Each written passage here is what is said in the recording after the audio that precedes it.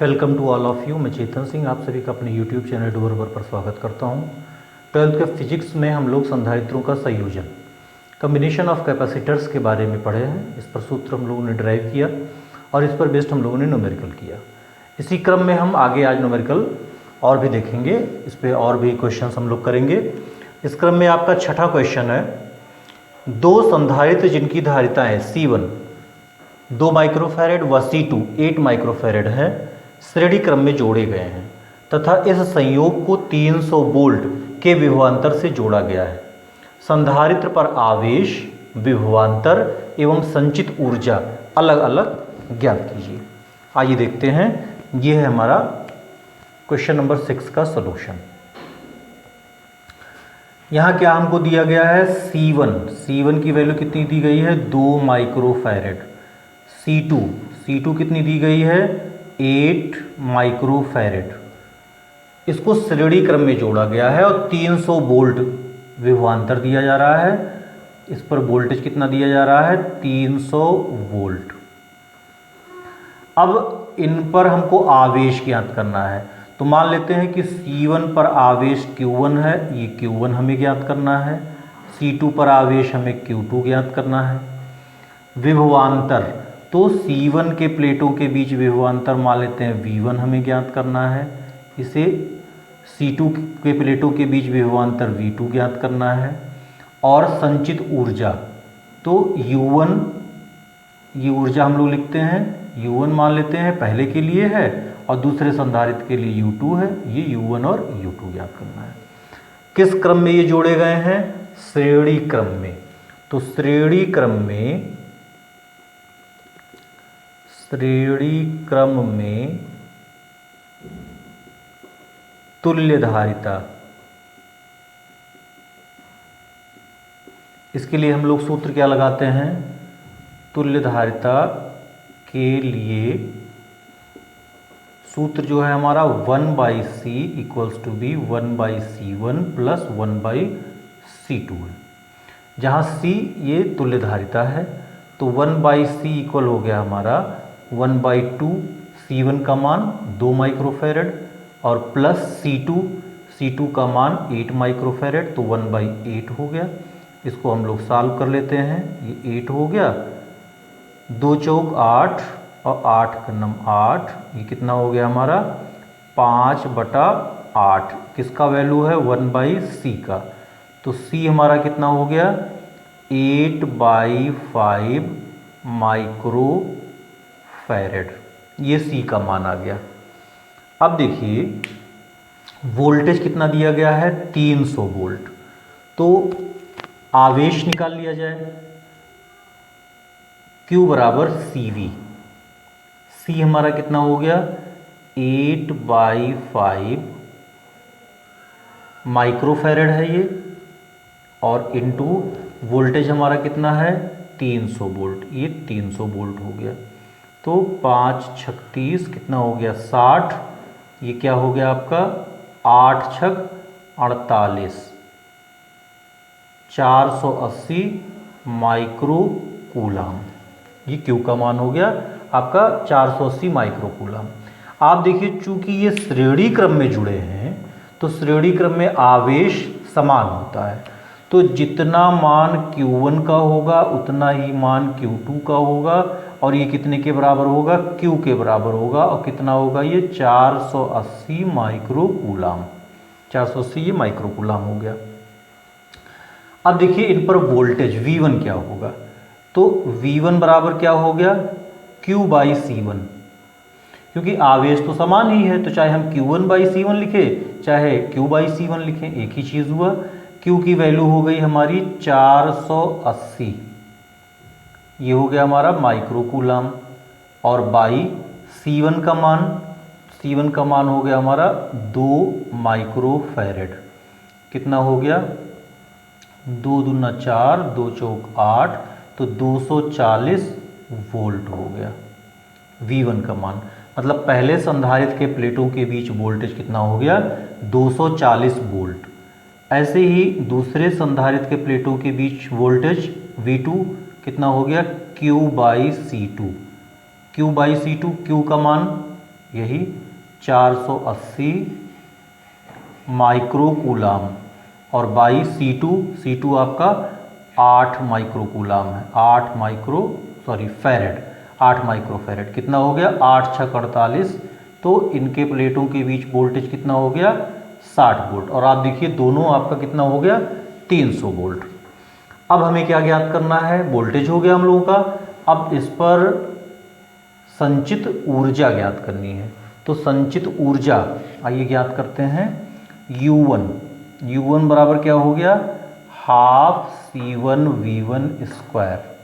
तो ये हो गया हाफ C1 की वैल्यू हो गई 2 माइक्रोफैरेड। तो 2 × 10⁻⁻6। वोल्टेज V1 आपका हो गया 240 वोल्ट। तो ये 240 और गुणे 240 हो गया। ये दोनों आपका कैंसिल हो गया। इसका हम लोग गुणा कर लेते हैं। 24 में 24 का गुणा, 4 चौका 16, 4 दूना 8, 1 9, 2 चौका 8, 2 दूना 4 6, और 9 8 17 7 1 4 1 5। कितना हो गया? ये 576। और ये आपका 2 जीरो हो गया और इंटू 10⁻⁻6। ये इतना हो गया आपका जूल में। अब आप देखिए 1 2 3 4, तो 5.76 इंटू 10⁻⁻2 जूल हो गया। और इसी तरह से हम U2 ज्ञात कर लेते हैं। U2 हमारा क्या हो गया? Half C2V2 square. तो हाफ C2 का मान कितना है? यहाँ से 8 माइक्रोकूलाम। तो हम लिख देते हैं 8 × 10⁻⁻6। ये कूलाम हो गया। और V2 का मान 60 वोल्ट दिया गया है, तो 60 और इंटू 60 हो गया। 2 चौक 8 हो गया। यहाँ 6 छक 36, और 36 में आप 4 का गुणा कर लीजिए। तो 4 छक 24 और 4 3 12 और 2 14। कितना हो गया? 144। और 2 जीरो आपका ये हो गया इंटू 10⁻⁻6। तो 1 2 3 और एक ये 4। तो इसे हम लिख सकते हैं 1.44 इंटू 10⁻⁻2 जूल। तो इस तरह से हम लोगों ने दोनों संधारित्रों पर आवेश का मान, दोनों संधारित्रों पर वोल्टेज और दोनों संधारित्रों पर संचित स्थितिज ऊर्जा, ये हम लोगों ने ज्ञात किया। बहुत ही आसान है। और क्वेश्चन नंबर 7 देखते हैं। ये चित्र दिया गया है, ये एक फिगर दिया गया है। इस फिगर में A व B के बीच तुल्य धारिता ज्ञात करनी है। तो आइए ये देखते हैं A तथा B के बीच तुल्य धारिता।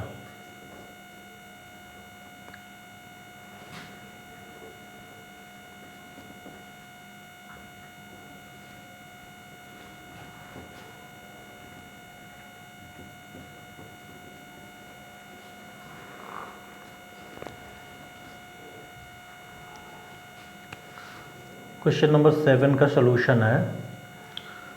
सबसे पहले देखिए हम इस फिगर पर ध्यान देते हैं। यहाँ आप देखिए कि ये जो आपको दिया गया है ये किस क्रम में है?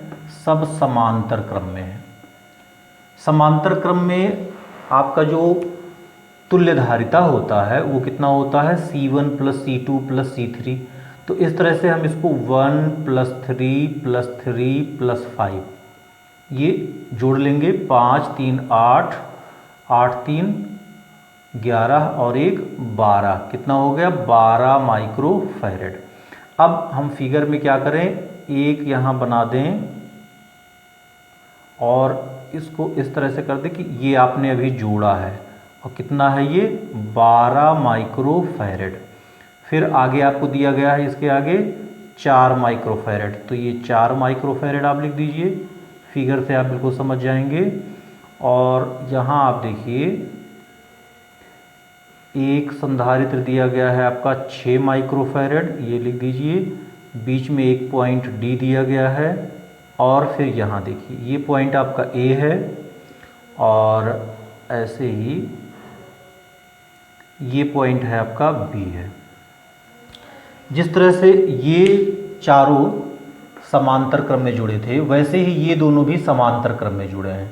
तो समांतर क्रम में इसकी धारिता क्या हो जाएगी, C इक्वल्स टू भी 2+1 कितना हो गया 3 माइक्रो फैरेड।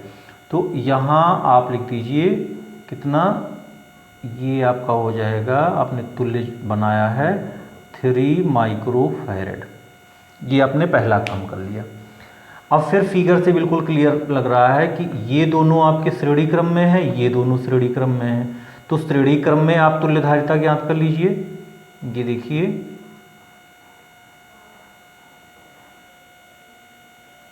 इनकी तुल्य धारिताएं कितनी आएंगी ये हम ज्ञात करते हैं। ये आपका पॉइंट ए हुआ, ये आपका पॉइंट बी हुआ। एक तुल्य धारिता ये ज्ञात करेंगे और एक इसकी ज्ञात करेंगे। कैसे, ये देखिए चूंकि ये दोनों श्रेणी क्रम में हैं तो इसके लिए हम सूत्र लिख सकते हैं C1 C2 by C1 plus C2। C1 आपका है 12, C2 है आपका 4 बाई 12 और धन 4। ये आपका हो गया 12 गुणे 4 और 12 4 कितना हो गया 16, 4 चौका 16 और 4 तियाँ 12 कितना हो गया 3 माइक्रो फैरेड। तो ये वैल्यू कितनी आ गई आपकी 3 माइक्रो फैरेड। और इसका देखते हैं, एक 6 है और एक 3 है, यही सूत्र लगा देते हैं। तो इसके लिए C कितना आना है 6 × 3 बाई 6 प्लस 3 कितना हो गया 6 × 3 और 6 3 9 हो गया, 3 तियाएँ 9 और 3 दूनी 6 कितना हो गया 2 माइक्रो फैरेड। तो ये वैल्यू हमारी हो गई 2 माइक्रो फैरेड। अच्छा, अब देखिए ये दोनों फिर किस क्रम में हैं, ये दोनों हमारे समांतर क्रम में हैं। तो समांतर क्रम में होने के कारण ए बी के बीच तुल्य धारिता ये आपका C कितना हो गया 3 माइक्रो फैरेड और 2 माइक्रो फैरेड कितना हो गया 5 माइक्रो फैरेड। तो पहले का हमारा आंसर आ गया, ये आपका पहला वाला था, क्या था A और B के बीच तुल्य धारिता कितनी है, तो A B के बीच तुल्य धारिता हमारी हो गई 5 माइक्रो फैरेड। अब दूसरा क्वेश्चन ये कह रहा है कि यदि 5 माइक्रो फैरेड संधारित्र पर 180 माइक्रो कूलाम आवेश हो, मतलब इस पर आवेश का मान दिया गया है, तो बिंदुओं A व B के बीच तथा बिंदुओं B व D के बीच, मतलब A और D के बीच और B व D के बीच, इनके बीच आपको क्या ज्ञात करना है, विभवांतर ज्ञात करना है।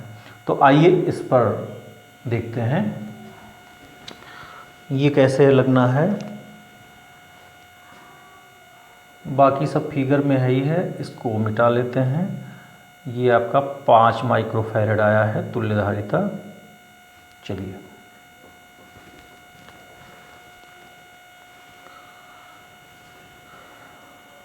देखिए ये समांतर क्रम में है, तो समांतर क्रम में आपका वोल्टेज कांस्टेंट होता है आवेश, ये भिन्न भिन्न होता है।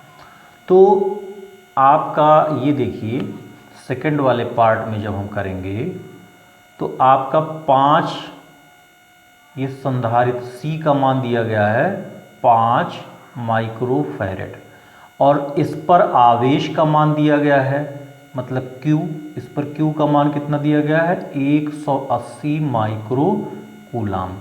तो इस पर पहले वोल्टेज ज्ञात कर लेते हैं। Q बराबर CV और V बराबर Q बाई C। Q हमारा कितना हो गया 180 माइक्रो कूलाम और बाई आपका 5 माइक्रो फैरेड। तो ये वोल्टेज कितना आ गया 5 तियाँ 15, 3 18, 5 36, ये आ गया आपका 36 वोल्ट। अब 36 वोल्ट विभवांतर ये 5 माइक्रोफैरेड पे भी रहेगा, 3 माइक्रोफैरेड पे भी रहेगा, इस 3 माइक्रोफैरेड पे भी रहेगा और 1 माइक्रोफैरेड पे भी रहेगा। क्योंकि समांतर क्रम है, इस समांतर क्रम में सबका वोल्टेज कांस्टेंट होगा।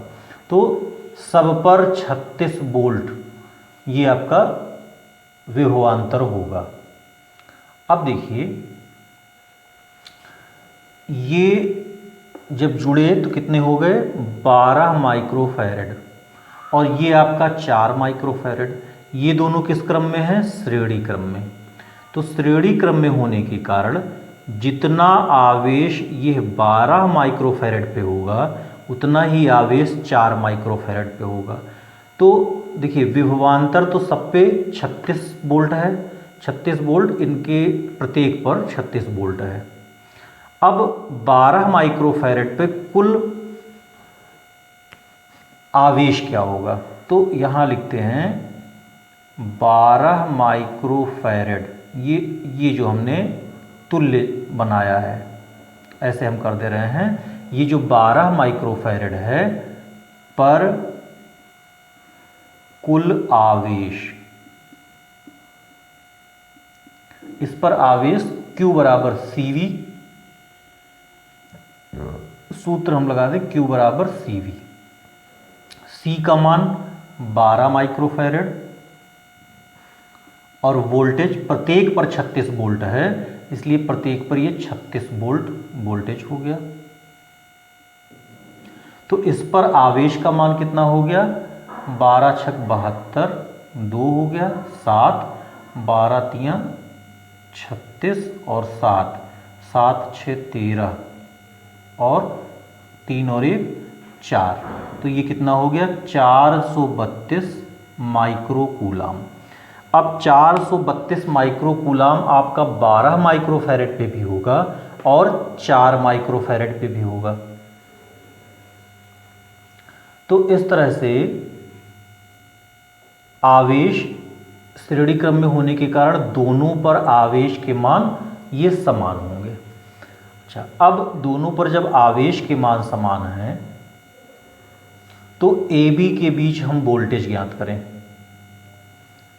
ठीक है, इन दोनों के बीच, इन दोनों पर आवेश यहाँ लिख देते हैं 4 माइक्रोफैरेड पर आवेश, यह आवेश भी होगा 432 माइक्रोकूलाम। अब इन दोनों का जो संयोग हुआ वो कितना हो गया, 3 माइक्रोफैरेड। तो 3 माइक्रोफैरेड पर आवेश कितना होगा, 432 माइक्रोकूलाम, दोनों पर बराबर हैं। तो दोनों पर आवेश का मान ये है, अतः 3 माइक्रोफैरेड, ये जो आपने 12 और 4 का तुल्य निकाला, पर आवेश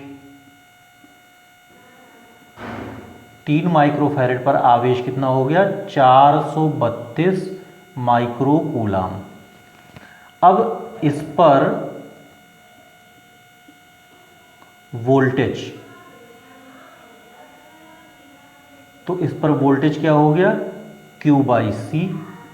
आवेश का मान कितना हो गया, 432 माइक्रोकूलाम, और बाई C का मान कितना हो गया, 3 माइक्रोफैरेड। 3 माइक्रोफैरेड कितना हो गया ये, 3 कन्नम 3, 3 चौक 12, 3 चौक 12, कितना हो गया वोल्टेज, 144 वोल्ट। 144 वोल्ट ये इनके सिरों पर आया। इसका मतलब क्या हुआ कि AB के बीच जो वोल्टेज है वो कितना है, 144 वोल्ट। तो यहाँ हम लिखेंगे A व B के बीच विभवांतर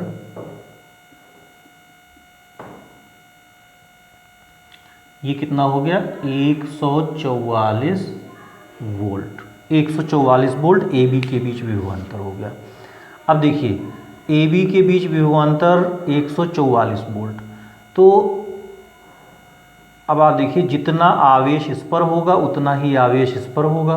तो अब इस पर आवेश का मान ज्ञात करते हैं। तो आवेश, जितना आवेश का मान 2 माइक्रोफैरड पे होगा ये तुल्य है, उतना ही आवेश 6 माइक्रोफैरड पर होगा, उतना ही 3 माइक्रोफैरड पे होगा। तो अलग अलग आवेश ज्ञात कर लेंगे, जितना आवेश इस पर होगा वही आवेश इस पर होगा। तो ये देखते हैं 2 माइक्रोफैरड, ये जो तुल्य वाला है 2 माइक्रोफैरड पर आवेश क्या होगा। थोड़ा सा ध्यान से इसको करना पड़ेगा आपको। तो यहाँ हम लिख देते हैं 2 माइक्रोफैरड, ये तुल्य वाला जो हमने निकाला था, 2 माइक्रोफैरड पर आवेश। तो 2 माइक्रोफैरड पर आवेश, तो Q बराबर CV, Q बराबर हो गया हमारा CV। C आपका हो गया 2 माइक्रोफैरड, लिख देते हैं 2 माइक्रोफैरड। वोल्टेज ये देखिए 144 वोल्ट, तो गुणे 144 वोल्ट, ये कितना हो गया Q का मान 288 माइक्रोकूलाम। 2 माइक्रोफैरड, इस पर आवेश का मान कितना हो गया 288 माइक्रोकूलाम। तो 6 वाले पर भी यही होगा और 3 वाले पर भी यही होगा। तो देखिए आप, अतः 6 माइक्रोफैरड पर आवेश, ये भी होगा 288 माइक्रोकूलाम, एवं आपका है 3 माइक्रोफैरड, 3 माइक्रोफैरड, ये वाला 3 माइक्रोफैरड, ठीक है, पर आवेश। श्रेणी क्रम में है इसलिए ये दोनों इक्वल होंगे, तो 288 माइक्रोकूलाम इस श्रेणी क्रम में है, इन दोनों पर आवेश का मान समान हो गया। अब वोल्टेज हमें ज्ञात करना है, तो इसके सिरों के बीच वोल्टेज जो होगा वो AD के बीच का वोल्टेज बताएगा। तो अब देखिए आप, AD के बीच विभवांतर V बराबर आपका क्या हो गया, V बराबर हो गया आपका Q/C। तो Q का मान, इस पर आवेश Q आवेश आपका है 288, लिख देते हैं, चलिए यही लिख देते सीधे 288 माइक्रोकूलाम Q, और बाई C आपका है 6 माइक्रोफैरड। तो ये हो गया 6 माइक्रोफैरड। कितना आ जाएगा ये, 6 चौक 24 और 6 अठे 48, ये इतना हो गया वोल्ट। किसके बीच, AD के बीच विभवांतर, ये आपका AD के बीच विभवांतर हो गया। ऐसे ही BD के बीच विभवांतर निकाल लेते हैं। तो BD के बीच विभवांतर, ये विभवांतर कितना आएगा, V बराबर Q/C से, Q का मान उतना ही है 288 माइक्रोकूलाम, बाई C का मान यहाँ 3 माइक्रोफैरड है, तो यहाँ हमने लिख दिया 3 माइक्रोफैरड। कितना हो गया, 3 अठे 24, 3 नवा 27 और 3 छक 18, कितना हो गया आपका 96 वोल्ट।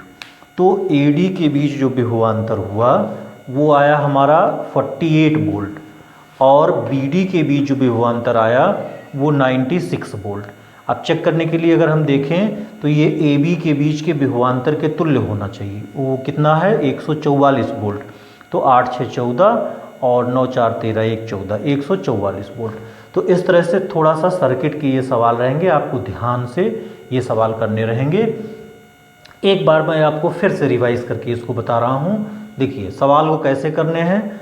पहला पॉइंट मैं आपको बता रहा हूँ, तुल्य धारिता ज्ञात करनी है। तो ये आपका समांतर क्रम में है, समांतर क्रम में आपका तुल्य धारिता हो गया 12, सब आपने जोड़ दिया, 4 आपने ऐसे ही लिख दिया। फिर ये दोनों समांतर क्रम में है, ये आपका 3 माइक्रोफैरड आया और ये आपने 6 माइक्रोफैरड लिख दिया। अब ये दोनों श्रेणी क्रम में, ये दोनों श्रेणी क्रम में, श्रेणी क्रम में आपने सूत्र लगा दिया। तो श्रेणी क्रम में सूत्र लगाने पर आपका इन दोनों का तुल्य आ गया 3 माइक्रोफैरड, इन दोनों का आ गया 2 माइक्रोफैरड। अब ये दोनों फिर समांतर क्रम में है तो 3 और 2 5, इस तरह से ए बी के बीच तुल्य धारिता आपका 5 माइक्रोफैरड हो गया। ये आपका पहला प्रश्न था। दूसरा क्या है, 5 माइक्रोफैरड पर अगर 180 आवेश है, इस पर आवेश का मान दिया गया है, तो आवेश का मान जो आपको दिया गया है 180 माइक्रोकूलाम और 5 माइक्रोफैरड इस पर धारिता है, तो इसके सिरों के बीच वोल्टेज आप ज्ञात कर लिए। ये वोल्टेज आपका हो गया 36 वोल्ट। यही 36 वोल्ट आपका सब पर होगा, मतलब इनके सिरों के बीच होगा 36 वोल्ट। 36 वोल्ट हो गया। ये 36 वोल्ट पूरा का पूरा 12 माइक्रोफैरड के सिरों पर है। तो 12 माइक्रोफैरड जो ये टोटल हो रहा है, इस पर कुल आवेश कितना है, Q बराबर CV, ये हमने ज्ञात कर लिया 432 माइक्रोकूलाम।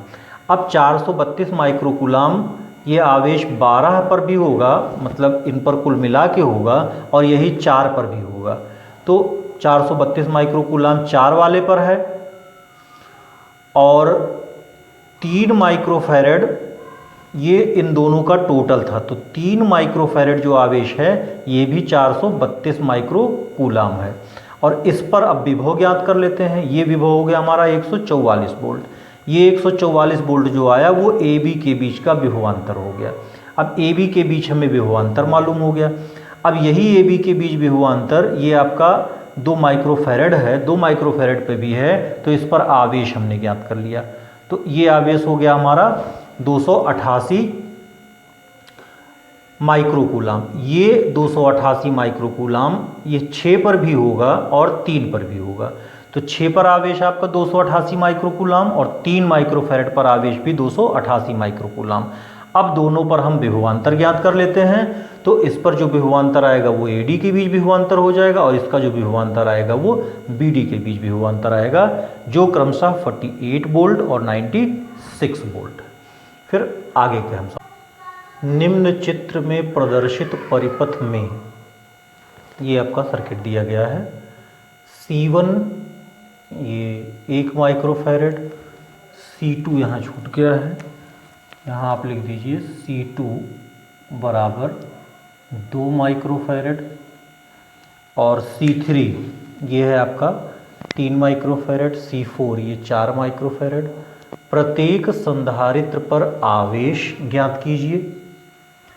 जबकि कुंजी K1 दबी है, एक कुंजी यहाँ K1 दिख रहा है, इसको ऑन किया गया है, दबी है, और दूसरा है आपका जब K1 व K2 दोनों दबी है, मतलब इसे भी दबा दिया गया है और इसे भी, मतलब दोनों ऑन पोजीशन में है तब। तो सलूशन देखते हैं ये 8वें का।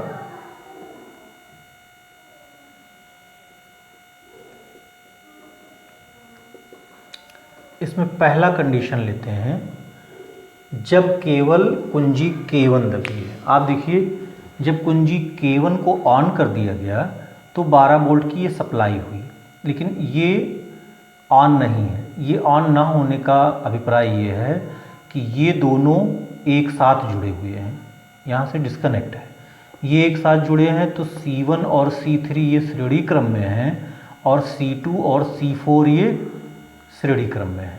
तो C1 और C3 श्रेणी क्रम में, C2 और C4 ये श्रेणी क्रम में है। तो तुल्य धारिता लिखिए। पहला आप लिखिए कि जब केवल कुंजी K1 दबी है,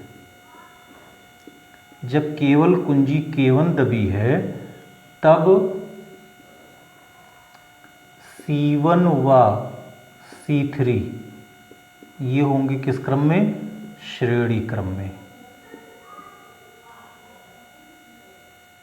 श्रेणी क्रम में, तथा C2 व C4 ये भी किस क्रम में है, श्रेणी क्रम में। और इनका तुल्य धारिता, इनका तुल्य धारिता C1 और C2 जो श्रेणी क्रम में हैं, तो इनकी जो तुल्य धारिता हो गई, ये हो गई हमारी C1 C3 by C1 plus C3। ऐसे भी हम लिख सकते हैं। कितना हो गया, C1 का मान 1, C3 का मान 3 और बटा 1-3, कितना हो गया 3/4। और इसी तरह से C2 और C4 ये भी श्रेणी क्रम में है, इनकी तुल्य धारिता क्या होगी, इनकी तुल्य धारिता होगी C2 C4 by C2 plus C4। C2 का मान 2, C4 का मान 4 बाई 2 प्लस 4, कितना हो गया 4 दूना 8 हो गया ये, और 4 और 2 6 हो गया। तो इसे हम लिख सकते हैं 2 तियाँ 6 और 2 चौके 8, 4/3। ये 3/4 माइक्रोफैरड इनका तुल्य, और इन दोनों का जो तुल्य आ गया वो हो गया 4/3 माइक्रोफैरड। अब ये दोनों किस क्रम में हो गए, ये दोनों समांतर क्रम में होंगे। अतः पुनः ये समांतर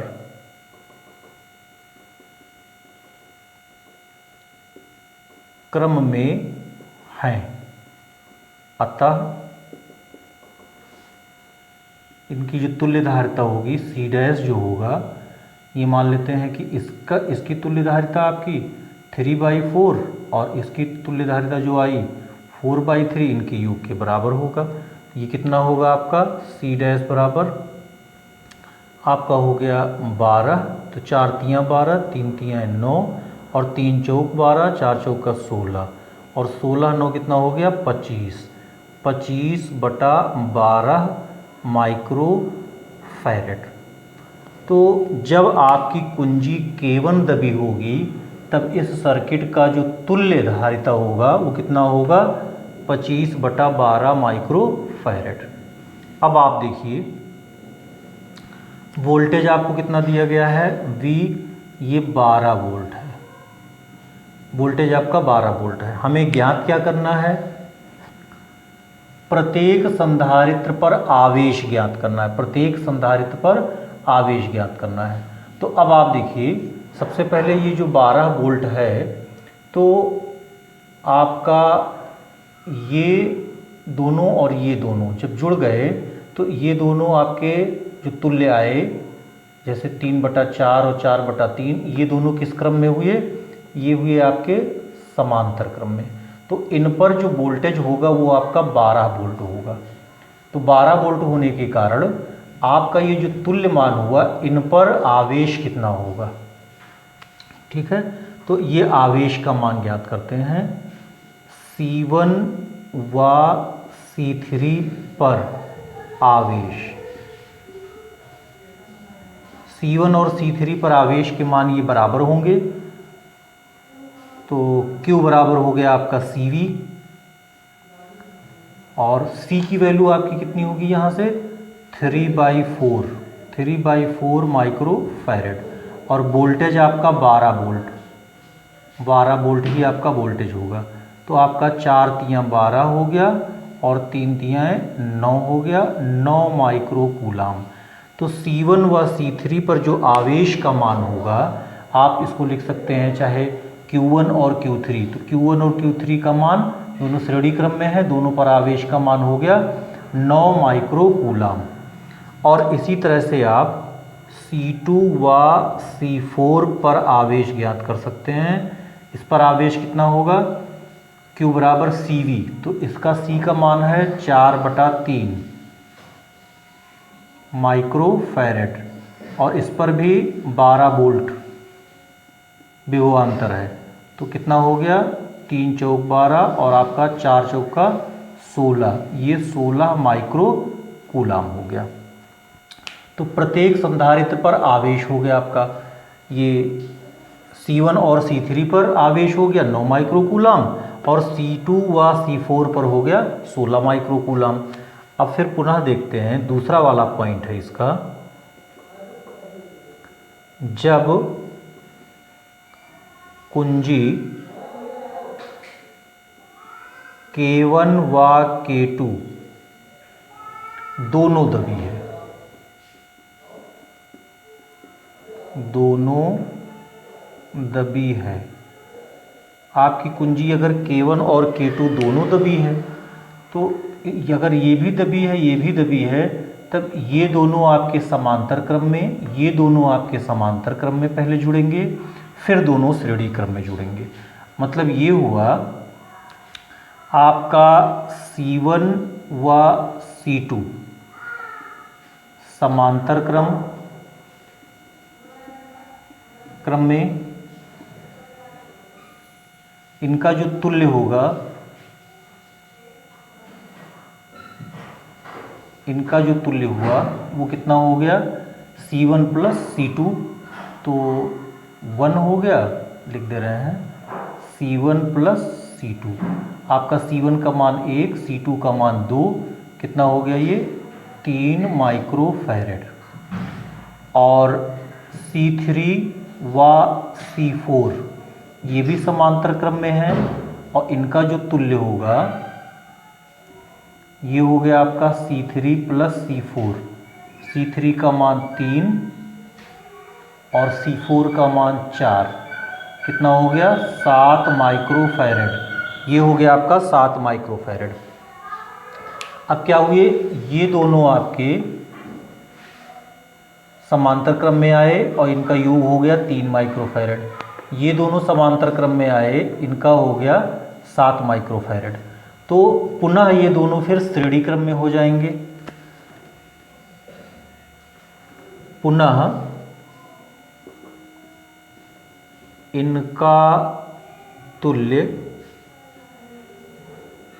और ये किस क्रम में रहेंगे, श्रेणी क्रम में। तो श्रेणी क्रम में रहेंगे तो इनकी तुल्य धारिता अगर हम C डैश लिख रहे हैं, तो C डैश का मतलब कि इन दोनों का मल्टीप्लिकेशन कर देते हैं यहाँ, और बाई इन दोनों का योग ले लेते हैं। कितना हो गया 7 तियां 21 और बटा 7 3 10, कितना हो गया 2.1 माइक्रोफैरेड। इनकी जो तुल्य धारिता आई, जब K1 और K2 दोनों को हम मान कर देते हैं, तब ये 2.1 माइक्रोफैरेड आई। और जबकि यहाँ कितना आया था आपका, यहाँ आपका 25/12 आया था। अच्छा, अब देखिए प्रत्येक पर आवेश हमें ज्ञात करना है। अब जो 12 वोल्ट है, ये 12 वोल्ट अब इस पर अलग होगा, इस पर अलग होगा। मतलब ये हो गया, ये आपका इस तरह से हो गया कि एक आपका ये 3 वोल्ट और एक आपका ये 7 वोल्ट हो गया, सॉरी 3 माइक्रोफैरेड, और ये हो गया आपका 7 माइक्रोफैरेड। और इनके बीच जो वोल्टेज है आपका वही 12 वोल्ट, 12 वोल्ट ये ऐसे दिया जा रहा है। तो 12 वोल्ट ये इनके बीच है। अब देखिए इन दोनों पर जो आवेश का मान होगा वो समान होगा। वोल्टेज अलग अलग होंगे लेकिन आवेश का मान ये समान होगा। तो प्रत्येक पर आवेश, प्रत्येक पर आवेश मतलब आपका किस पर आवेश होगा, जो इन दोनों का जो तुल्य आया और इन दोनों का जो तुल्य आया उस पर आवेश का मान। तो मतलब ये 3 माइक्रोफैरेड ये जो आपका तुल्य आया है इस पर आवेश का मान, और ये जो 7 माइक्रोफैरेड आया इस पर आवेश का मान, इस पर आवेश के मान समान होंगे।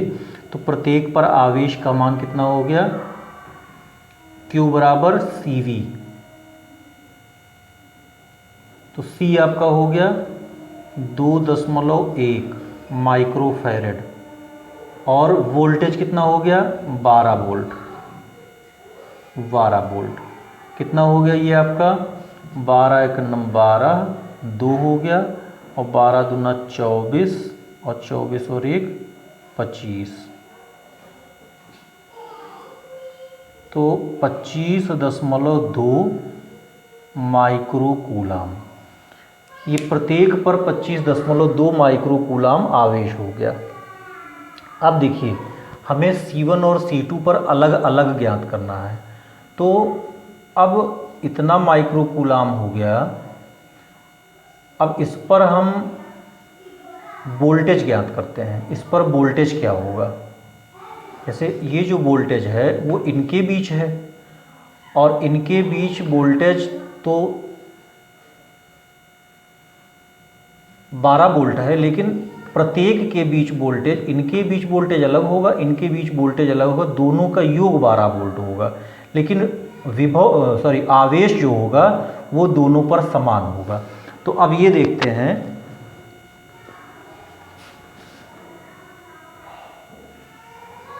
यहां से देख लेते हैं।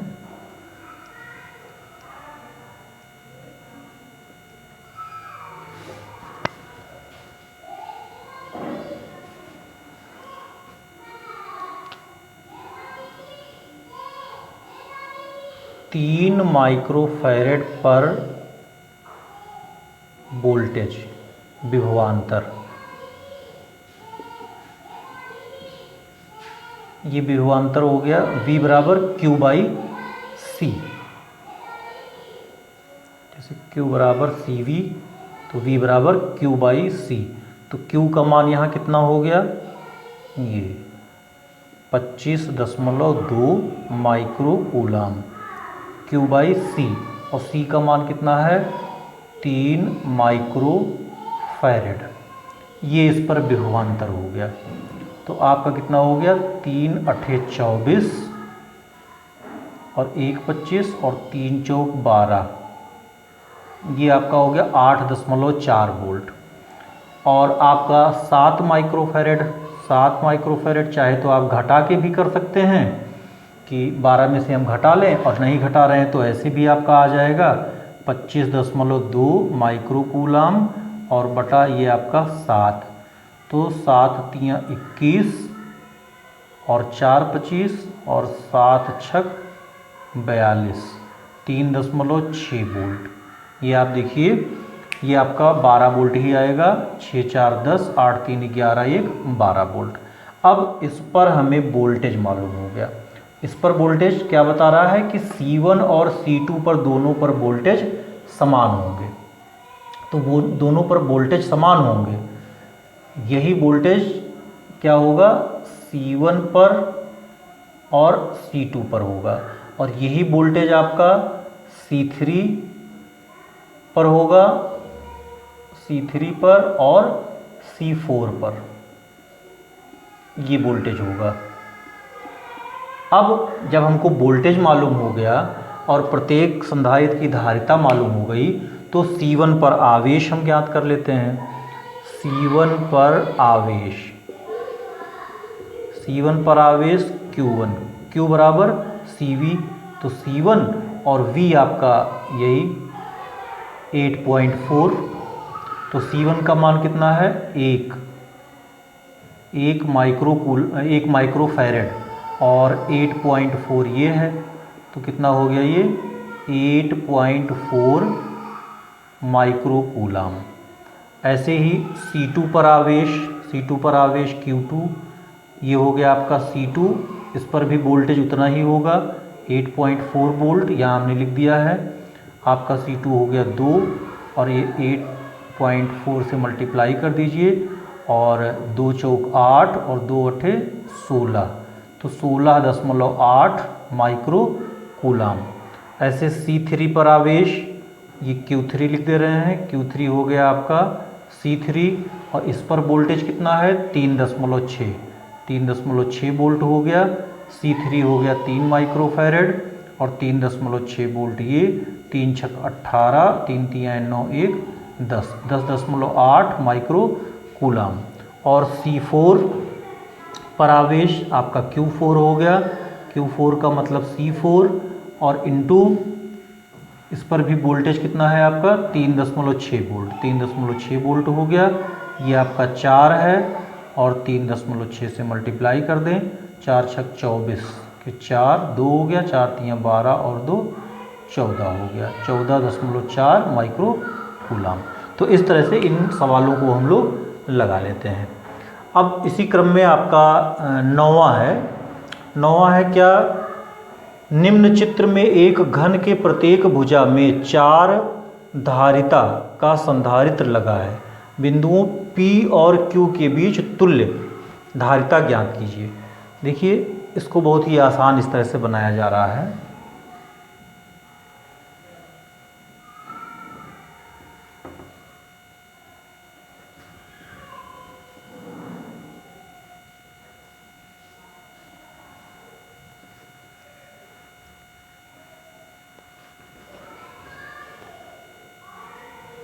ये आपका है 9वां और ये आपका फिगर दिया गया है। क्या है फिगर? एक घन है। इस घन की जो प्रत्येक भुजा है उस प्रत्येक भुजा में एक सी धारिता का संधारित्र जुड़ा है। तो आप देखिए घन की जो कोर हो गई, ये 4 कोर ये हो गए और 4 ये नीचे वाले हो गए, तो 4 4 8 धारिताएं जुड़ गई और 4 आपके ये हो जाएंगे। ठीक है, जैसे एक ये और एक ये और एक ये, क्योंकि ये जुड़ चुका है, ये जुड़ चुका है, ये जुड़ चुका है। तो कुल इसमें कितने धारिताएं हैं? 12। 3 ये हो गए, 3 ये हो गए और बीच में आपके कितने ये हो गए? बीच में आपके 1 2 3 4 5 6। अब इसको जोड़ने का बहुत सरल सा तरीका है। P और R के बीच जोड़ना है। तो ये तीनों समांतर क्रम में, ये तीनों समांतर क्रम में और ये आपके 6 पुनः समांतर क्रम में। तो इनको आप इस तरह के फिगर में दिखा दीजिए। ये आपका पॉइंट P है, तो आप देखिए 1 2 और ये आपका 3, ये एक साथ आप कर दीजिए।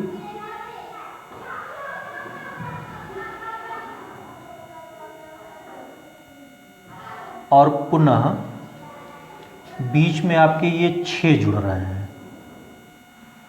तो इन 6 को आप जोड़ दीजिए। 1 2 3 4 5 और ये 6।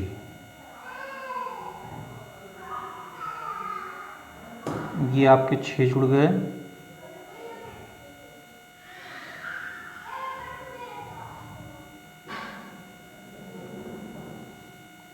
अब फिर यहाँ से देखिए 3 संधारित्र आपके, फिर ये R वाले ये जुड़ गए, 1 2 और एक ये 3 और ये आपका पॉइंट हो गया R। तो ये 3 आपके जो जुड़े, तो ये कितने हो गए आपके? 3C।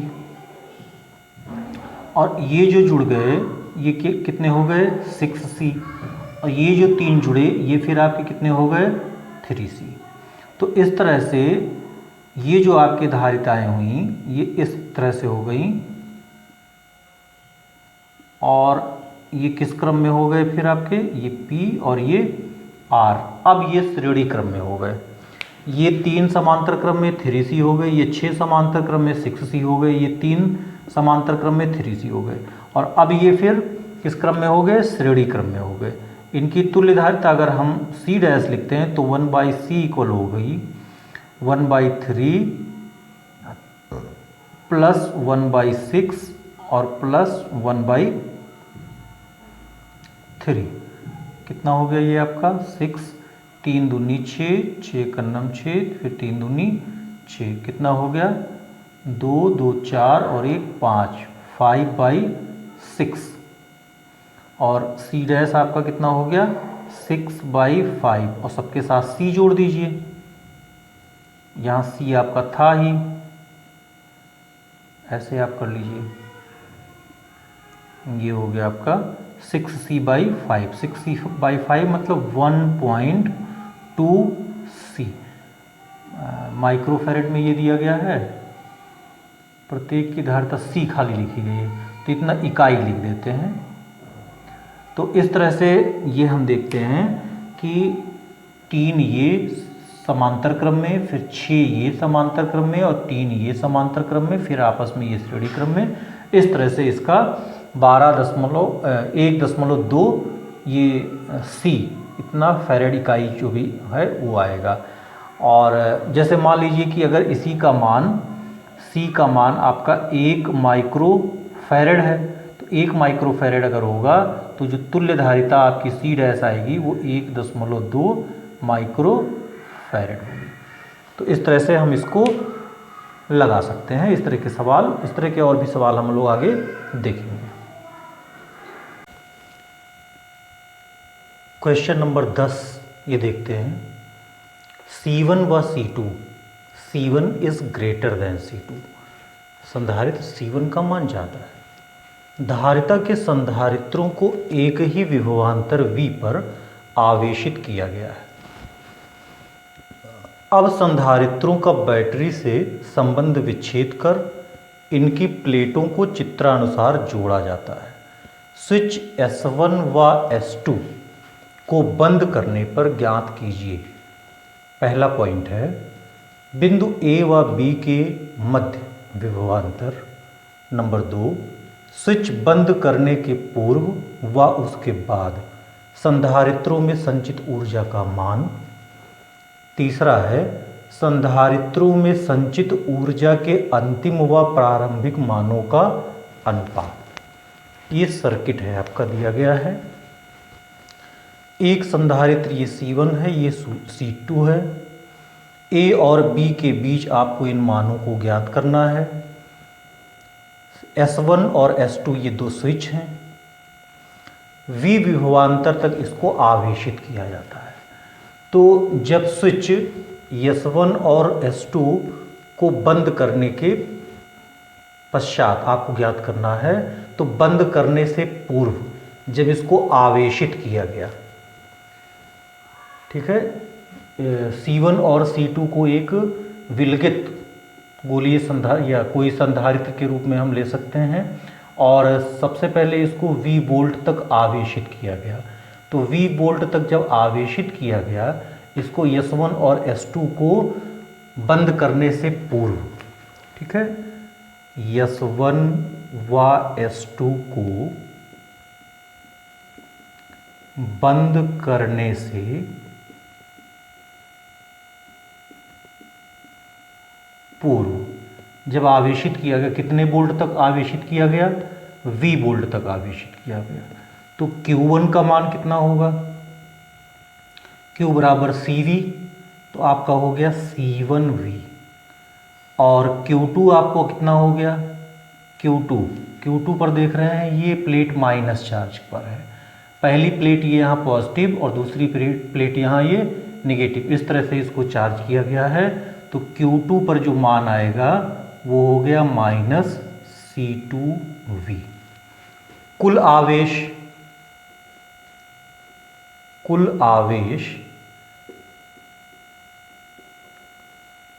Q ये बराबर हो गया आपका Q1 और प्लस Q2। Q1 का मान हो गया C1V और Q2 का मान हो गया माइनस C2V। तो इस तरह से यहाँ से हमको मिलेगा कुल आवेश C1 माइनस C2 और ये हो गया V। अब देखिए S1 और S2 स्विच को बंद कर दिया जाए, और बंद करने के बाद हमें ये ज्ञात करना है S1 व S2 स्विच को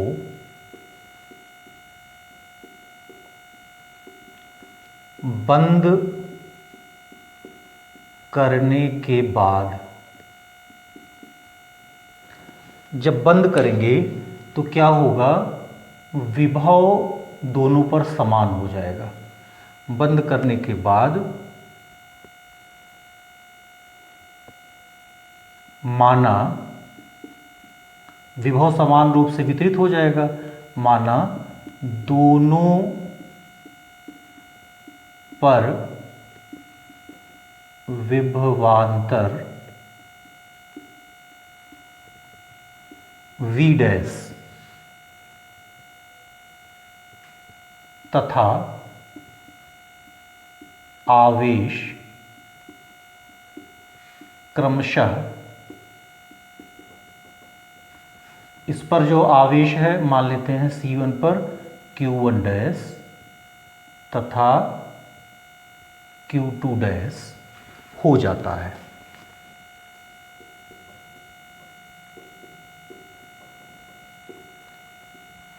आवेशों का पुनर्वितरण हो जाएगा और दोनों पर विभवांतर समान हो जाएगा। तो आवेशों का पुनर्वितरण होने पर मान लेते हैं कि C1 पर जो आवेश है वो Q1 डैश और C2 पर जो आवेश है वो Q1 डैश हो गया। तो आप मान ये लिख दीजिए, Q1 डैश का मान होगा आपका C1 V डैश और आपका Q2 डैश जो होगा कितना होगा C2 V डैश। अब यहाँ आपका कुल आवेश उतना ही होगा, पुनः आपका कुल आवेश का मान ये आपका Q ही होगा। तो Q का मान क्या हो गया C1 V dash plus C2 V dash. इसे हम लिख सकते हैं C1 plus C2 V dash. हमें पहला पॉइंट क्या ज्ञात करना था, बिंदु ए बी के बीच विभवांतर। अब ए बी के बीच विभवांतर ये आपका कुल विभवांतर होगा। तो यहाँ से हमें पहला पॉइंट मिलेगा, ए बी के बीच जो कुल विभवांतर V डैश होगा वो Q by C1 plus C2 होगा। अगर हम V के फॉर्म में लिखना चाहें तो Q का मान C1 माइनस C2 V भी लिख सकते हैं, या यही मान यहाँ से आप Q का मान अगर लिख दे रहे हैं तो यही मान हो गया आपका C1 माइनस C2 V। आपको C1 C2 का मान दिया गया है और V वोल्ट तक इसको शुरू में चार्ज किया गया था तो ये मान दिया गया है, और बाई आपका हो गया C1 प्लस C2। तो इस तरह से ये मान आपका निकला। ये आपका पहला पॉइंट हो गया। दूसरा वाला है, आप कह सकते हैं इसको पहले के लिए सॉल्व किया गया। अब आप दूसरा देखिए, स्विच बंद करने के पूर्व व उसके बाद संधारित्रों में संचित ऊर्जा का मान। तो बंद करने के पूर्व व बंद करने के बाद देखिए UI हम मान लेते हैं इनिशियल पोटेंशियल एनर्जी, मतलब बंद करने से पूर्व। तो बंद करने से पूर्व half C1 V square plus half C2 V square. बंद करने से पूर्व जो वोल्टेज था वो V था, तो इसके अनुसार हम लोग ज्ञात करेंगे। आप देखिए हाफ हो गया, C1 प्लस C2 हो गया और V स्क्वायर हो गया। ये बंद करने से पूर्व संधारित्रों पर संचित ऊर्जा का मान हो गया। और बंद करने के बाद हम UF लिख दे रहे हैं, फाइनल पोटेंशियल एनर्जी। ये कितनी हो गई, हाफ आपका धारिता C1, लेकिन अब आपका वोल्टेज V डैश हो गया, half C1 V square plus half C2 V dash square. यहाँ से हम लिख सकते हैं हाफ C1 प्लस C2 और V डैश स्क्वायर। यहाँ से V डैश का ये मान हम लोग सब्स्टिट्यूट कर लें, हमारा क्या हो जाएगा, हाफ C1 प्लस C2 और V डैश स्क्वायर की जगह पे हम ये वैल्यू लिख सकते हैं C1 माइनस C2 का square V square by C1 plus C2 का स्क्वायर। इसके एक स्क्वायर से ये कैंसिल हो जाएगा और हमें मिलेगा C1 माइनस C2 का square V square by 2 C1 plus C2। तो ये हमारा फाइनल पोटेंशियल एनर्जी होगा स्विच दोनों का ऑन करने पर, और ये हमारा इनिशियल होगा स्विच ऑन होने से पहले। तीसरा है हमारा संधारित्रों में संचित ऊर्जा के अंतिम व प्रारंभिक मानों का अनुपात। यहाँ अनुपात ज्ञात करना है आपका, किसका, फाइनल और इनिशियल का, ये आपका फाइनल हो गया बाई यू आपका इनिशियल हो गया, दोनों मान हम लोग निकाल चुके हैं। ये आपकी फाइनल वैल्यू है, क्या है, C1 माइनस C2 का square V square by 2C1 plus C2 और डिवाइडेड ये वैल्यू, तो आपका हो जाएगा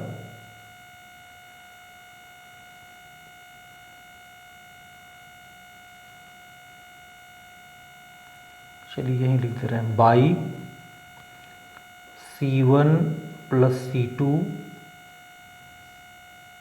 का, C1 प्लस C2 का स्क्वायर नहीं है, C1 plus C2 V square और ये डिवाइडेड 2, ये 2 आपका ऊपर चला गया, ये वैल्यू हो गई हमारी 2C1 माइनस C2 का स्क्वायर V स्क्वायर और बाई ये दोनों आपका एक साथ हो गया 2C1 प्लस C2 का स्क्वायर और V स्क्वायर, 2 कैंसिल हो गया आपका, V स्क्वायर कैंसिल हो गया। इस तरह से C1 माइनस C2 का स्क्वायर और बाई C1 प्लस C2 का स्क्वायर, ये आपका फाइनल और इनिशियल पोटेंशियल एनर्जी का अनुपात होगा।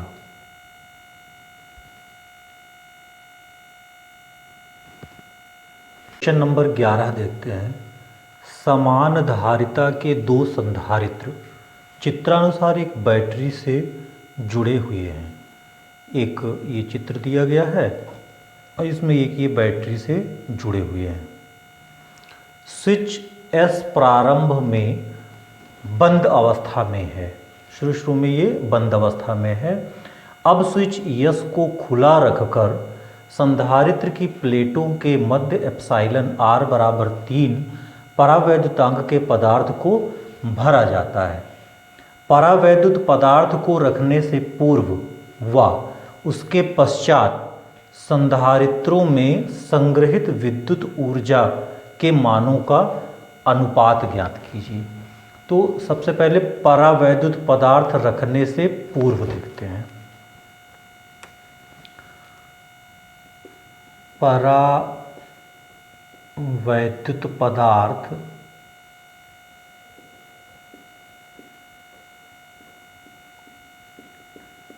रखने से पूर्व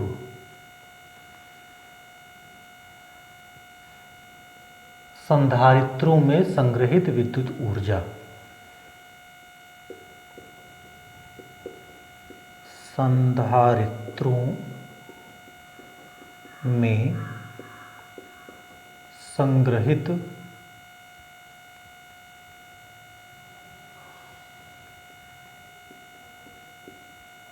विद्युत ऊर्जा,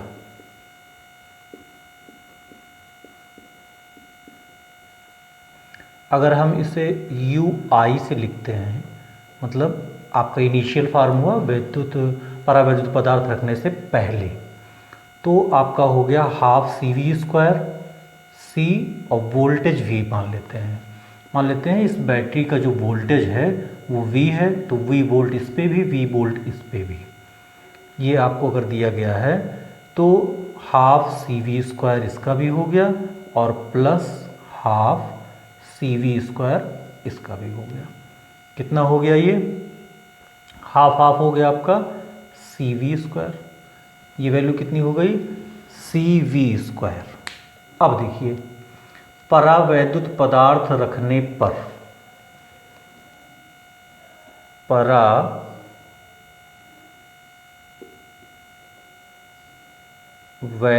पदार्थ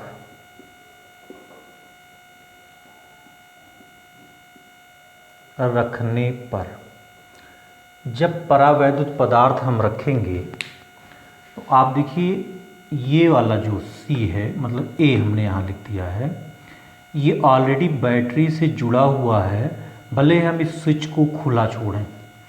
तो जब ये बैटरी से जुड़ा हुआ है इसलिए इसका जो वोल्टेज होगा वो V होगा। जिस तरह से यहाँ हमने वोल्टेज V लिया इस पर वोल्टेज V होगा यहाँ, और इस पर भी वोल्टेज V होगा। यहाँ हमने जब परावैद्युत पदार्थ रखा उस समय इसका वोल्टेज V है, लेकिन क्या होगा, जो धारिता होगी, जो नई धारिता आपकी बनेगी वो एप्सिलॉन R गुना हो जाएगी। ये आपकी नई धारिता हो गई, और आपका एप्सिलॉन R का मान कितना है 3, तो 3C हो गया।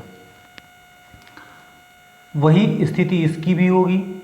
यहाँ भी वोल्टेज क्या होगा, जो आपका नया वोल्टेज V डैश होगा ये आपका V बाई एप्सिलॉन R होगा।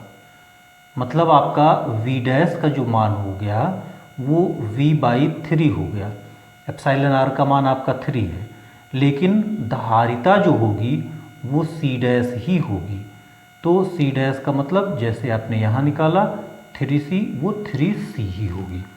तो इस तरह से धारिताएं दोनों की ये 3C हो जाएंगी। इसका वोल्टेज V होगा और इसका वोल्टेज V बाई 3 होगा। तो परावैद्युत पदार्थ रखने पर जो हमारा फाइनल संग्रहित विद्युत ऊर्जा होगा वो कितना होगा, हाफ। मान लेते हैं इसकी धारिता C डैश हो गई, वोल्टेज V हो गया, और इसकी भी धारिता C डैश हो गई, लेकिन वोल्टेज भी V डैश हो गया। ये मान रख लेते हैं हाफ। C डैश का मान हमने निकाल लिया 3C, तो 3C सीधे लिख दे रहे हैं। एप्सिलॉन R का मान हमने रख दिया है, और V square plus half. C dash का मान यहाँ भी 3C, और V डैश का मान हो गया V बाई 3, तो V बाई 3 का स्क्वायर हो गया। यहाँ से देखिए 3CV स्क्वायर बाई 2, ये कॉमन कर लेते हैं। 3CV square by 2, 3CV square by 2 यहाँ भी कॉमन है, तो ये पूरी वैल्यू आपकी 1 हो गई, और प्लस 1 बाई ये 3 का स्क्वायर, ये आपका हो गया 9। क्या वैल्यू आपकी हो जाएगी, 3CV स्क्वायर बाई 2, और ये क्या हो गया आपका 10 बाई 9, तो 2 पचे 10 ये हो गया, और 3 तियाएँ 9 ये हो गया। ये आपका UF की वैल्यू कितनी आ गई, 5 बाई 3 CV स्क्वायर। हमें क्या ज्ञात करना था, परावैद्युत पदार्थ रखने से पूर्व तथा उसके पश्चात। तो पूर्व का मतलब UI और पश्चात का मतलब हो गया UF। दोनों का अनुपात ज्ञात करना है। UI की वैल्यू CV स्क्वायर और by 5 by 3 CV square. CV square आपका कैंसिल हो गया, और ये ऊपर चला गया, हो गया 3 बाई 5। तो इसका अनुपात क्या आ गया आपका, 3:5 का अनुपात होगा। समांतर प्लेट संधारित्र में K1 तथा K2 परावैद्युतांक वाले 2 परावैद्युत भरे हुए हैं। संधारित्र की धारिता क्या होगी, ये फिगर आपका क्वेश्चन नंबर 12 के लिए है। इसमें क्या है कि एक परावैद्युत पदार्थ ये K1 भरा हुआ है, एक परावैद्युत पदार्थ ये K2 भरा हुआ है। तो ये प्लेटें हैं, तो प्लेटों के बीच की अगर कुल दूरी d है तो आधे में, मतलब d/2 में आपका K2 है और d/2 में आपका K1 है, और A इन प्लेट का क्षेत्रफल है। तो ऐसे मान लीजिए कि एक संधारित्र ये हो गया, दूसरा संधारित्र इसी से ये जुड़ा हुआ है, दोनों का ये कॉमन प्लेट है। ऐसी स्थिति में ये हम कह सकते हैं कि ये संधारित्र और ये संधारित्र दोनों श्रेणी क्रम में जुड़े हुए हैं। अब देखिए श्रेणी क्रम में ये जुड़े हुए हैं, तो अब ऐसे आप मान के चलिए कि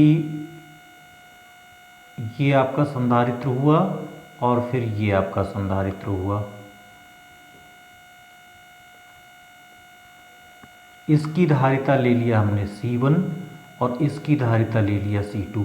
ये दोनों प्लेटें एक ही हैं, कॉमन है, ये दोनों प्लेटें क्या हैं, कॉमन है यहाँ। तो कॉमन प्लेट हो गया, ये श्रेणी क्रम में इस तरह से जुड़ा हुआ है। पहली जो संधारित्र है जिसके लिए आपका K1 है और दूसरे के लिए आपका K2 है, दोनों के लिए क्षेत्रफल आपका A है और इसके लिए भी d/2 प्लेटों के बीच की दूरी, इसके लिए भी d/2 प्लेटों के बीच की दूरी है। तो ये क्वेश्चन नंबर 12 का हम सलूशन लें तो पहले संधारित्र की धारिता C1, समांतर प्लेट संधारित्र है, सूत्र होगा K/0A/d।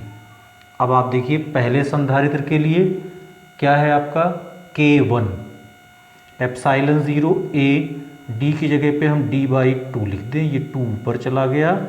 इस तरह से C1 का मान हो गया 2K1 ε0A और बाई d। इसी तरह से C2 निकाल लें, ये होगा K2 ε0A बाई d/2। क्षेत्रफल वही है, केवल प्लेटों के बीच की दूरी बदली और परावैद्युत पदार्थ का मान बदला। हम इसे लिख सकते हैं C2 बराबर, ये 2 ऊपर चला गया, 2K2 ε0A बाई d। दोनों किस क्रम में जुड़े हुए हैं, श्रेणी क्रम में। तो श्रेणी क्रम में तुल्य धारिता क्या होगी, हमें क्या करना है, इसकी धारिता ज्ञात करनी है। तो C बराबर हो गया आपका C1 C2 by C1 plus C2, ये तुल्य धारिता हो गई। तो C1 का मान हो गया आपका, अच्छा एक चीज़ देखिए, दोनों का मान केवल K का अंतर है, तो लिखते हैं हम 2K1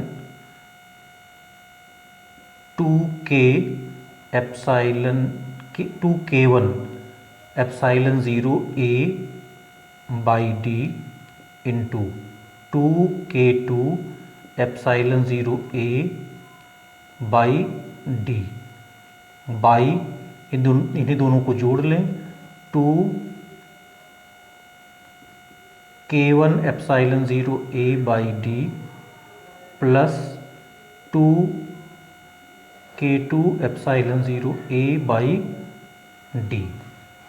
देखिए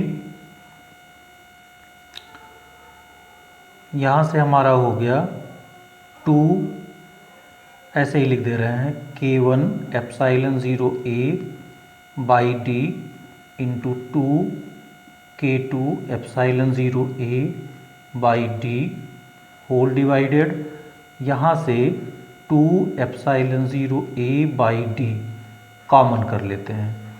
यहाँ से आपका केवल बचेगा K1 और प्लस हो गया, यहाँ से आपका केवल बचेगा K2।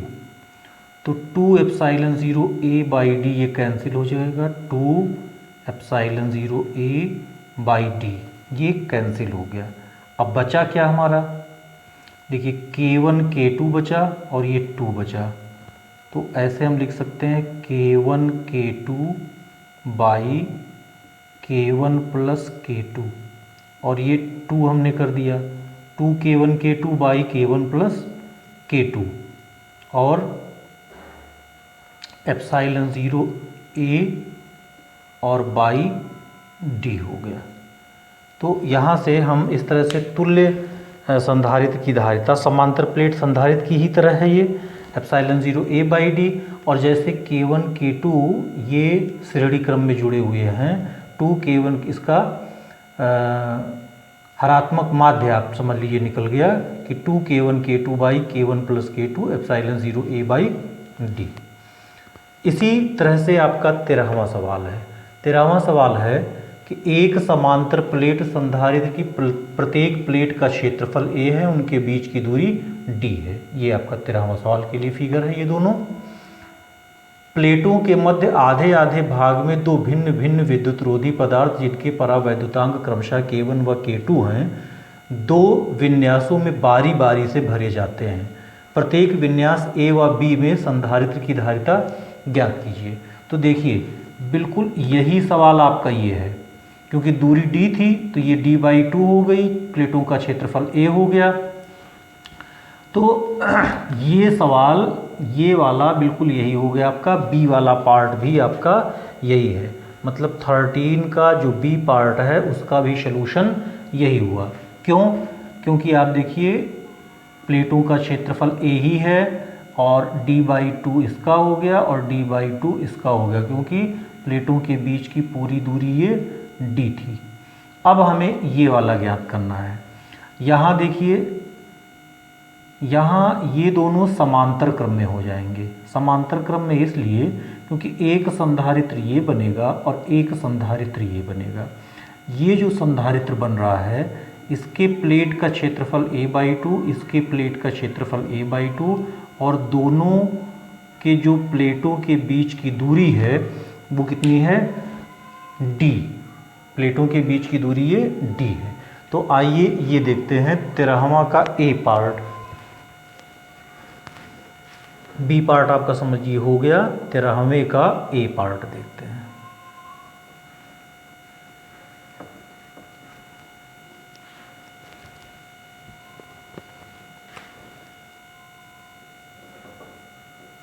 तेरहवें का ए पार्ट, 13वें के ए पार्ट में ये समझ लीजिए इस तरह से हुआ कि एक संधारित्र ये आपका C1 हो गया, एक संधारित्र ये आपका C2 हो गया। ये C1 ले लिया, ये C2 ले लिया। इसका क्षेत्रफल कितना है, a/2, इसका क्षेत्रफल a/2।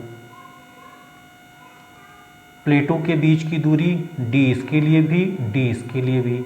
इसका परावैद्युतांक K1, इसका परावैद्युतांक K2, समांतर प्लेट संधारित्र। तो C1 का मान क्या हो गया, K1 एप्सिलॉन 0 a/2 d, मतलब कितना हो गया, K1 एप्सिलॉन 0 a/2 d। ऐसे ही C2 कितना हो गया, K2 एप्सिलॉन 0 a/2 d। एक ही जगह पे a/2 है, बाकी सूत्र वही K एप्सिलॉन 0 a/d। तो ये हो गया आपका K2 एप्सिलॉन 0 a/2 d। समांतर क्रम में है इसलिए तुल्य संधारित्र की धारिता C = B C1 + C2 हो गया।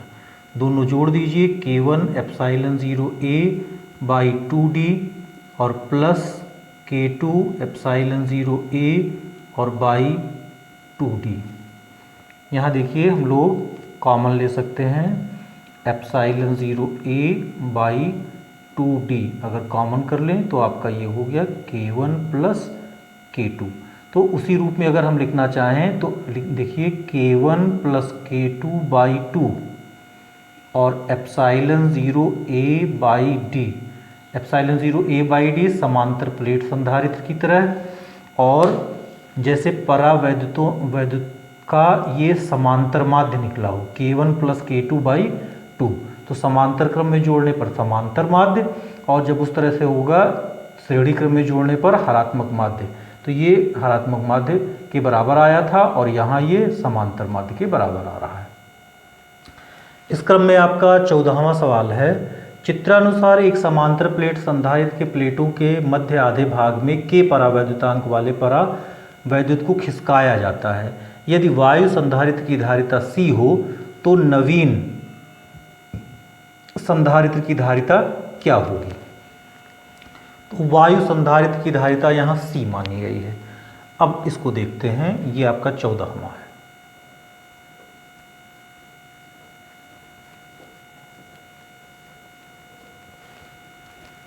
देखिए चित्र के अनुसार एक समांतर प्लेट संधारित्र की प्लेटों के मध्य आधे भाग में K परावैद्युतांक वाले परावैद्युत को खिसकाया जाता है। ये K परावैद्युतांक वाले परावैद्युत को इसमें खिसकाया गया है। यदि वायु संधारित्र की धारिता C हो, मतलब ये जो वायु संधारित्र है इसकी धारिता क्या है, C है। तो अब आप देखिए, अगर प्लेट का क्षेत्रफल A था तो ये आपका प्लेट कितना हो गया, a/2, दूरी d। ये भी प्लेट का क्षेत्रफल a/2, यहाँ भी दूरी आपकी d। इसकी धारिता मान लेते हैं C1, इसकी धारिता मान लेते हैं C2, बिल्कुल इस तरह से है, ये समांतर क्रम में होंगे। तो C1 का मान कितना हो गया, एप्साइलन 0 A/2/D, मतलब एप्साइलन 0 A/2D, क्योंकि यहाँ वायु संधारित्र है, K का मान 1। C2 कितना होगा, K एप्साइलन 0 A/2/D, ये कितना हो गया, एप्साइलन 0 K एप्साइलन 0 A/2D। तुल्य धारिता आपकी C। तो यहाँ एक चीज़ देखिए, इसने बताया है कि वायु संधारित्र की धारिता C हो, तो ये आपका C है, मतलब C1 की जो वैल्यू है वो C है। चलिए यहाँ लिख दिया हमने, ये लिख दिया C, ये आपको दिया गया है। तो C डैश जो होगा हमारा वो C1 प्लस C2 होगा। तो C1 का मतलब हो गया एप्साइलन 0 A/2D और प्लस K एप्साइलन 0 A/2D। यहाँ से आपका क्या हो गया, एप्साइलन 0 A/2D आप कॉमन कर लीजिए, यहाँ से आपका 1 बचा, यहाँ से आपका K बचा। तो इस तरह से हम क्या लिख सकते हैं, C डैश बराबर 1 प्लस K, और ये वैल्यू आपकी C है। तो 1 प्लस K और इंटू C, ये वैल्यू आई। देखिए इसी को हम इस तरह से भी करते हैं, जैसे अभी हम लोगों ने प्राप्त किया था K1 plus K2/2 epsilon 0 A/D। तो अब यहाँ एक K1 का मान 1 हो गया और एक K2 का मान K हो गया, इस तरह से भी हम इसको लगा सकते हैं। तो आपका क्या हो गया, 1 प्लस आपका K2 का मान K हो गया बाई 2 और एप्साइलन 0 A/D, और एप्साइलन 0 A/2D, एप्साइलन 0 A/2D आपका C है। तो यही वैल्यू हम ऐसे भी लिख सकते हैं, 1 प्लस K और एप्साइलन 0 A/D का मतलब C। ये भी एक बहुत सा सरल तरीका है, जो अभी आपने पिछला क्वेश्चन किया था, तो पिछले क्वेश्चन से जो आपका सूत्र बना उसको भी आप सीधे यूज़ कर सकते हैं, एक लाइन में आपका आंसर होगा। वो इसकी धारिता को हमने C लिया है और इसकी धारिता, ये जो C1 की वैल्यू है ये हमने C लिया है। ये जो प्रश्न हमने किया है, यहाँ C1 की वैल्यू को हमने C लिया है, ये जो क्वेश्चन किया है। यहाँ एक चीज़ ये लिखा हुआ है कि यदि वायु संधारित्र की धारिता C हो, तो भाई वायु संधारित्र आपका ये बना। अच्छा, ये भी हम मान सकते हैं कि जब पूरा का पूरा वायु संधारित्र था तो उसकी भी धारिता C हो सकती है। तो देखिए दूसरा हम इस तरह से समझ सकते हैं कि यदि इस C1 की वैल्यू C ना लिया जाए, जब पूरा हमारा वायु संधारित्र पूरा का पूरा था, ये पूरी की पूरी प्लेट थी, जब क्षेत्रफल हमारा A था, अभी इसमें कोई परावैद्युत पदार्थ नहीं खिसकाया गया था, ये A और इनके प्लेटों के बीच की दूरी आपकी D। अगर इस संधारित्र की धारिता को हम C लेते हैं, तब C की वैल्यू हो गई एप्साइलन 0 A/D। तब हमको वैल्यू इस तरह से नहीं लेनी होगी, जो हमने यहाँ C लिया है, C1 की वैल्यू को हमने C लिया है। अब C1 की वैल्यू को यदि हम C ना लें, क्या करें, इस वैल्यू को C लिया जाए शुरू में, जब कोई परावैद्युत पट्टी इसमें नहीं खिसकाई गई थी, तब हमारा थोड़ा सा ये परिवर्तन हो जाएगा। अब देखिए ये क्वेश्चन इस बेस्ड पे था, और अगर इस तरह से हम लेते हैं कि शुरू वाले को माना जाए, जब प्लेट A था उसमें कोई परावैद्युत पट्टी नहीं खिसकाई गई थी, तब उसकी धारिता C थी, तब आपका ये वैल्यू कितना हो गया, बाई 2 इंटू C, क्योंकि एप्साइलन 0 A/D ही आपका C होगा। और ये भी उसी तरह से बदल जाएगा, ये वैल्यू आपकी C हो जाएगी। तो C1 plus C2 1 plus K/2 और इंटू C, तब ये वैल्यू आपकी हो जाएगी। यदि हम इसकी वैल्यू को C लेते हैं तो ये आंसर होगा, और यदि हम इसे C लेते हैं तो जो इससे पहले था 1/2 का अंतर आएगा। नेक्स्ट क्वेश्चन हम लोग देखते हैं। लिखते हैं, एक समांतर प्लेट संधारित्र में 3 परावैद्युत पदार्थ चित्रानुसार भरे हुए हैं। ये इसमें एक परावैद्युत पदार्थ ये, एक ये और एक ये चित्रानुसार भरे हुए हैं। समांतर प्लेटों के मध्य विभवांतर आरोपित किया गया है। यदि प्रत्येक प्लेट का क्षेत्रफल यस, यहाँ प्रत्येक प्लेट के क्षेत्रफल यस से नहीं मतलब है जो आपको दिया गया है संधारित्र उसकी इस प्लेट और इस प्लेट, यहाँ प्रत्येक प्लेट का अभिप्राय ये है, इसका क्षेत्रफल यस है तथा समांतर प्लेटों के मध्य दूरी d हो तो x y के मध्य धारिता ज्ञात कीजिए। x और y के मध्य आपको धारिता ज्ञात करनी है। देखिए ये हम पढ़ चुके हैं कि ये दोनों जो है, जैसे एक संधारित्र ये बनाएंगे, एक संधारित्र ये बनाएंगे, ये दोनों किस क्रम में हो जाएंगे, ये दोनों आपके श्रेणी क्रम में हो गए। देखिए ये आपके किस क्रम में हो गए, ये आपके श्रेणी क्रम में ऐसे जुड़े। और आपका ये एक संधारित्र और भी है, एक है आपका ये जिसमें K3 वाला परावैद्युत पदार्थ भरा है।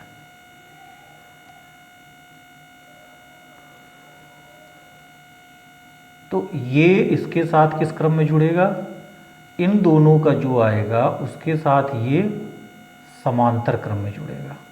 आपके ये पॉइंट आपके x और y हैं। अब देखिए इसे हम C1 ले लेते हैं, इसे हम C2 ले लेते हैं और इसे हम C3 ले लेते हैं।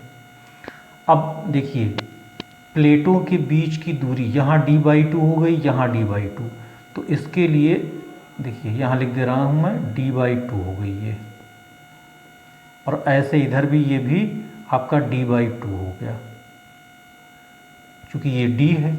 तो इस तरह से इसके लिए हम d/2 का प्रयोग करेंगे, इसके लिए d/2 का प्रयोग करेंगे और इसके लिए हम d का प्रयोग करेंगे। अब प्लेटों का क्षेत्रफल देखिए, ये पूरा प्लेट है, इसका क्षेत्रफल यस है, यहाँ आधे ही भाग पर है तो यहाँ क्षेत्रफल s/2, यहाँ क्षेत्रफल s/2 और यहाँ भी क्षेत्रफल s/2। ये इस फिगर से पहले हम क्लियर करते हैं। क्लियर करने के बाद तब इसका सलूशन देखते हैं। अब बहुत ही आसान हो गया आपका। आप C1 का मान क्या लिखेंगे, C1 बराबर हो गया K1 हो गया ε0 s/2 और बाई d/2। आपका 2 से 2 कैंसिल हो गया, K1 ε0 s/d। और इसी तरह से आपका C2 हो गया, C2 में K2 लिखेंगे, K2 ε0 s/2 बाई d/2। ये वैल्यू आपकी क्या हो गई, K2 ε0 s/d। यहाँ से भी आपका 2 कैंसिल। ये दोनों किस क्रम में हैं, श्रेणी क्रम में जुड़े हैं। तो इनकी जो तुल्य धारिता होगी वो अगर हम C' ले लेते हैं तो क्या हो गया, C1 C2 by C1 plus C2 हो गया। तो देखिए K1 ε0 s/d plus K2 ε0 s/d by, sorry यहाँ इनटू है, और यहाँ हो गया आपका K1 ε0 s/d और प्लस K2 ε0 s/d। तो यहाँ से हो गया हमारा K1 K2। देखिए ε0 s/d कॉमन होकर के 1 से कैंसिल हो जाएगा।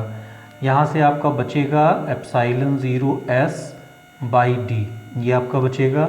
K1 K2 आपका बचा और बाई आपका K1 प्लस K2 बच गया, K1 और प्लस K2 बचा। तो K1 K2 by K1 plus K2 और ε0 s/d ये आपका हुआ। अब C3 का मान निकाल लेते हैं। देखिए C3 हमारा क्या हो गया, K3 ε0 s/2 और बाई यहाँ d है। तो ये वैल्यू हो गई हमारी K3 ε0 s बाई 2D। तुल्य धारिता जो होगी हमारी C, वो इसके साथ ये श्रेणी समांतर क्रम में जुड़ा हुआ है, ये और ये समांतर क्रम में जुड़ा हुआ है, तो हमारा C3 और प्लस C डैश ये हम जोड़ दें। C3 का मान हो गया हमारा K3 epsilon 0S by 2D और plus K1 K2 by K1 plus K2 epsilon 0S by D। तो हम कॉमन ले सकते हैं एप्साइलन 0S बाई D। ये हो जाएगा हमारा K3 by 2 plus K1 K2 by K1 plus K2 और एप्साइलन 0S बाई D। ये इसकी तुल्य धारिता होगी। तो देखिए हम लोगों ने संधारित्रों के समायोजन, किस तरह से संधारित्रों को जोड़ा गया है समांतर क्रम में, श्रेणी क्रम में, इन पर सूत्र जो आपके ड्राइव हुए और इस पर बेस्ड हमने तमाम न्यूमेरिकल किया। इस पर बेस्ड और न्यूमेरिकल आप करिएगा। आगे हम लोग संधारित्रों की ऊर्जा, मतलब इसकी क्या स्थितिज ऊर्जा होगी, संधारित्र की स्थितिज ऊर्जा क्या होगी, इस पर हम लोग चर्चा करेंगे। धन्यवाद।